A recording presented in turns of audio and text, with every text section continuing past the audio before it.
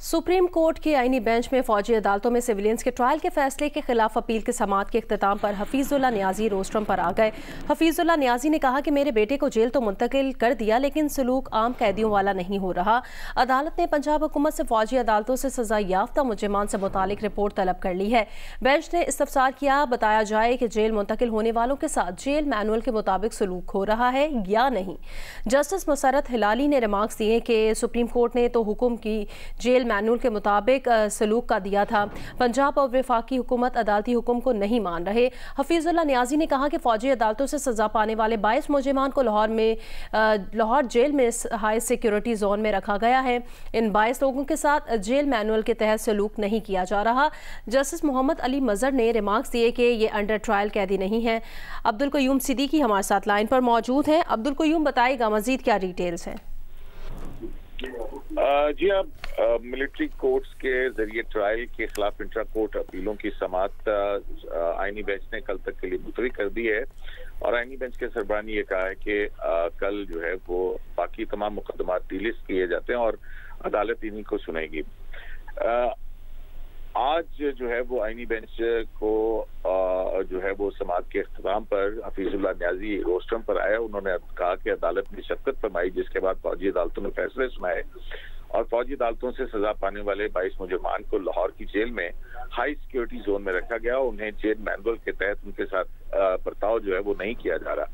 इस पर अदालत में जस्टिस मोहम्मद अली मजहर ने कहा कि ये अंडर ट्रायल कैदी नहीं है, इन्हें तो सजाएं हो चुकी हैं। तमाम जो आईनी बेंच के सरबराह हैं उन्होंने पंजाब हुकूमत से हफीजुल्लाह नियाजी की शिकायत का जवाब जो है वो तलब कर लिया है और इनका ये भी कहना था हफीजुल्लाह नियाजी का कि 2 साल और 10 साल तक सजाएं तो सुना दी गई हैं, लेकिन इन सजाओं की तफसीली वजूहात या तफसीली फैसले जो हैं वो फराहम नहीं किए गए।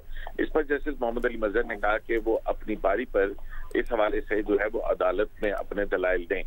इससे कबल जो है वो ख्वाजा हारिस, जो कि वज़ारत दिफा के वकील हैं, उन्होंने अपने दलाइल के अंदर ये मौक़िफ़ इख्तियार किया कि मिलिट्री कोर्ट्स ट्रायल पर आर्टिकल 175 का इतलाक नहीं होता। आर्मी एक्ट जो के हवाले से जस्टिस जमाल खान मंदुखेल ने कहा कि आर्मी एक्ट आर्म फोर्सेस को फौज के डिसिप्लिन में लाने के लिए लाया गया। अगर कोई आम शहरी, जिस पर जो है वो ख्वाजा हारिस ने कहा कि अगर कोई आम शहरी आर्म फोर्सेस में शामिल हो जाए तो बुनियादी हकूक के तहत आम अदालतों में किसी मामले को चैलेंज नहीं कर सकता।